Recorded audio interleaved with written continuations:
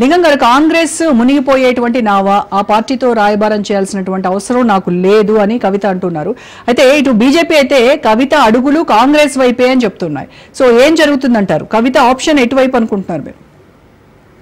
Good evening అండి. ముందుగా మీకు, రాజు ప్రేక్షకులకు, అదేవిధంగా పెద్దలకు, ప్యానలిస్టులందరికీ నమస్కారం.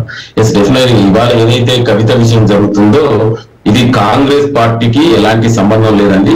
10 ఏళ్ల బీఆర్ఎస్ పాలన అవినీతి అక్రమ సొమ్మునంతా కూడా దోచుకొని దాచుకున్నారు. ఆ దాచుకున్న సొమ్ము వాటాల పంపకంలో జరిగినటువంటి వ్యవహారం తప్ప ఇది మరేది కాదు. ఇది తెలంగాణ ప్రజలకు గాని వాళ్ళ కవిత వ్యవహారం, అదే విధంగా తెలంగాణకు గాని కాంగ్రెస్ పార్టీకి ఎలాంటి సంబంధం లేదు. వాళ్ళని అదే చెప్తున్నా, వాళ్ళ ఆస్తి పంపకాలలో ఆ తెలంగాణ ప్రజల కష్టార్జితమైన సొమ్ముని 1000 కోట్లు దోచుకున్నటువంటి వ్యక్తులు కల్వకుంట్ల కుటుంబం, బీఆర్ఎస్ నాయకులు. ఆ పంపకాలలో జరిగినటువంటి గొడవలలో ఇవాళ కాంగ్రెస్ పార్టీకి ఏం సంబంధం అండి?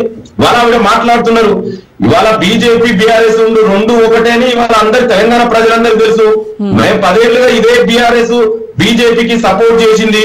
ఇవాళ బీజేపీ తీసుకొచ్చినటువంటి జిఎస్టీ గాని, డిమానిటైజేషన్ గాని, ప్రెసిడెంట్ వైస్ ప్రెసిడెంట్ ఎలక్షన్ లో గాని, రైతు వ్యతిరేక నల్ల చట్టాలకు గాని బీఆర్ఎస్ కదా బీజేపీ సపోర్ట్ చేసింది. ఇవాళ కవిత విషయంలో, ఆనాడు బెయిల్ విషయంలో కూడా మేము మొదటి నుంచి అదే చెప్పినాం. ఇవాళ బీజేపీ బీఆర్ఎస్ అండర్స్టాండ్ లో భాగంగానే కవిత బెయిల్ కూడా వచ్చింది.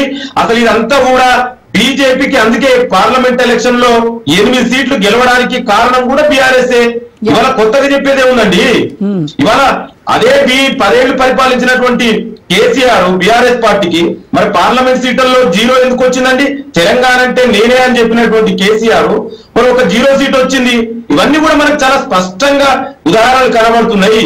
ఇవాళ వాళ్ళ పార్టీ ఫ్యామిలీ గొడవలండి. ఇది ఆస్తి పంపకాలలో జరిగినటువంటి గొడవల విషయం తప్ప ఇది మరేది కాదు. మన కాంగ్రెస్ పార్టీ మేము ఏం చేస్తున్నామో తెలంగాణ ప్రజలు చెప్తారు కదా. ఇవాళ మీరు 10 ఏళ్లలో ఏం చేసిరు? లింగం గారు, అయితే బీజేపీ బీఆర్ఎస్ ను కాంగ్రెస్ పార్టీ, ఈ 2 పార్టీలు కలిసి కాంగ్రెస్ ని టార్గెట్ చేస్తూనే మనం చూస్తున్నాం. మీరు కూడా అదే ఆరోపిస్తున్నారు. అంటే వీళ్ళిద్దరూ కలిసిపోతున్నారు అని కవిత మళ్ళీ చెప్తున్నారు. అంటే ఆ కామెంట్ తో మీరు ఏకీభవిస్తారా? నేను ఇప్పుడు అందుకే ఉదాహరణ చెప్పినండి, బీజేపీ బీఆర్ఎస్ రెండు ఒకటే, ఇంకా మళ్ళీ దాన్ని సపరేట్ గా చూడవలసిన అవసరం లేదు కదా. ఇవాళ బీజేపీని పార్లమెంట్ లో 8 సీట్లలో 8 గెలవడానికి కారణం ఎవరండి? అదే విధంగా మొన్న జరిగినటువంటి కవితను నడిపించేదే రేవంత్ రెడ్డి, కవితకు స్క్రిప్ట్ రాసి డైరెక్షన్ చేసేదే రేవంత్ రెడ్డి అని వాళ్ళు ఆరోపిస్తున్నారు.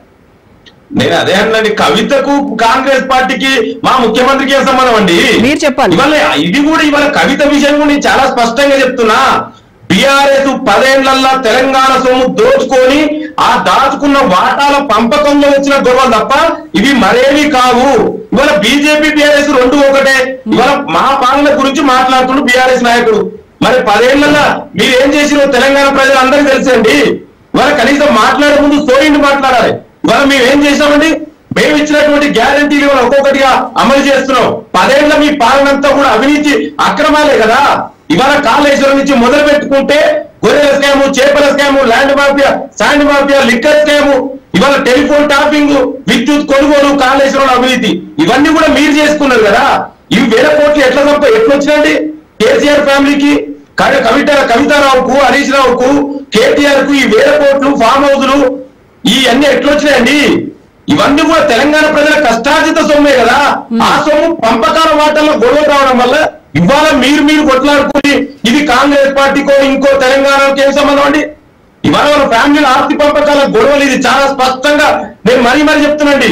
ఓన్లీ ఆస్తి పంపకాల్లో జరిగిన గొడవలు తప్ప ఇది మరేది కాదు. ఇవాళ వీళ్ళు మాట్లాడుతున్నారు బీఆర్ఎస్ నాయకుడు. ఇవాళ చర్చ మనం దేని మీద పెట్టినామండి? మా పాలన గురించి మాట్లాడదు. Yes, we are ready to debate. 10 ఏళ్లలో బీఆర్ఎస్ ఏం చేసిందండి? మొత్తం కూడా అవినీతిమయం కదా. మేము ఇవాళ ఇచ్చినటువంటి 6 గ్యారంటీలు మీరు 7.5 లక్షల కోట్లు అప్పులు చేసిరు. ఇవాళ అయినా కూడా తెలంగాణ పునర్నిర్మాణం చేసుకుంటూ మేము ఇచ్చినటువంటి గ్యారంటీలు అమలు చేసుకుంటూ ఇవాళ తెలంగాణ రాష్ట్రాన్ని దేశంలోనే ఒక మోడల్ రాష్ట్రంగా, ఒక ఆదర్శ రాష్ట్రంగా తీర్చిదిద్దడానికి గౌరవ ముఖ్యమంత్రి రేవంత్ రెడ్డి గారు, మంత్రులు రేయింబవలు కష్టపడుతున్నారు. ఇవాళ తెలంగాణలో ప్రజాస్వామ్య పునరుద్ధరైంది. ఒక స్వేచ్ఛాయుత వాతావరణంలో ఇవాళ తెలంగాణ పరిపాలన జరుగుతుంది. మీ గడిల పాలన కాదనే కదా ఇవాళ తెలంగాణ ప్రజలు కేసీఆర్ ను గడిలలో ఫామ్ హౌస్ కు పరిమితం చేసిరు. ఇప్పటికైనా మారండి. ఏది పడుతుంది మాట్లాడితే ఇవాళ తెలంగాణ ప్రజలు గతంలో మీకు బుద్ధి చెప్పారు. పార్లమెంట్ ఎలక్షన్ లో, అసెంబ్లీ ఎలక్షన్ లో మీరు ఇప్పటికైనా ఒక బాధ్యతాయుతమైనటువంటి ప్రతిపక్ష నాయకులుగా, ప్రతిపక్ష పార్టీగా ఈ ప్రభుత్వానికి సలహాలు సూచనలు ఇవ్వండి.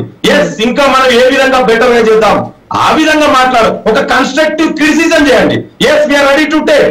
మీ లెక్క మేము ఇతరులు మాట్లాడకుండా మేము వినడానికి సిద్ధం. చేస్తూ ప్రజా సమస్యలపై గొంతెత్తి వాళ్ళ కోసం పోరాడుతూ ఉంటే వాళ్ళ గొంతు నొక్కడానికి డైవర్షన్ పాలిటిక్స్ పేరుతో కాంగ్రెస్ వాళ్ళని ఇబ్బందులు పెడుతోంది. ఎవరు డైవర్షన్ చేస్తున్నారండి? అదే చెప్తున్నా. ఇవాళ డైవర్షన్ పాలిటిక్స్ చేస్తుంది ఎవరండి? బీఆర్ఎస్ నాయకులే కదా. ఇవాళ కేసీఆర్ కు ఆల్రెడీ నోటీసులు ఇచ్చారు. ఇవాళ కాళేశ్వరంలో అవినీతి జరిగిందని కేటీఆర్ కు ఇవాళ నోటీసులు ఇచ్చారు. దీని నుంచి డైవర్ట్ చేస్తున్నారు పాలిటిక్స్, వాళ్ళు చేస్తున్నారు. ఇవాళ మీ ప్రజాయుత పరిపాలనలో ఇవాళ మా ఎట్లా ఇంకా తెలంగాణని దేశంలో ఒక అగ్రగామి నిలపాలని మేము నిరంతరం కష్టపడుతున్నాం. మీరు కదా డైవర్ట్ చేస్తున్నారు. మీ అవినీతి అంతా పట్టబయలవుతుంది. ఇవాళ కవిత గారు చెప్పినట్టు కదా, మరి బీజేపీ బీఆర్ఎస్ రెండు ఒకటే. మీ అవినీతి ఇవాళ కావాలని అందుకే ఈడీ కేసులలో కేటీఆర్ ని ఫార్ములా ఈ రేస్ లో ఎందుకు కేటీఆర్ గురించి ఈడీ ఫైల్స్ ముందుకు పోవట్లేదండి? ఇది బీజేపీ బీఆర్ఎస్ పార్టీలో అండర్స్టాండింగ్ లో భాగంగానే కదా. నేషనల్ హెరాల్డ్ కేసులో చార్జ్ షీట్ లో రేవంత్ రెడ్డి పేరు చేర్చడం, దాని గురించి ఏం మాట్లాడతారు? బీజేపీ ఎందుకు కేసీఆర్ బీజేపీ రెండు ఒకటే.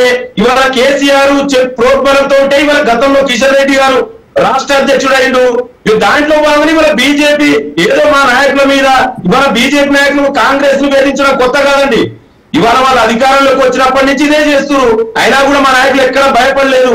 ఎక్కడ కూడా ముఖ్యమంత్రి గారు కూడా ఎక్కడ కూడా భయపడలేదు. ఇక్కడ అవినీతి ఏడ జరిగిందండి? మా పార్టీ పత్రికలు ఆనాడు దేశ స్వాతంత్ర ఉద్యమంలో నేషనల్ హెరాల్డ్ ని ఆనాడు ఈ దేశానికి ఒక పత్రికగా నిలబడి దేశ ప్రజలకు సమాచారాన్ని అందించిన పత్రిక.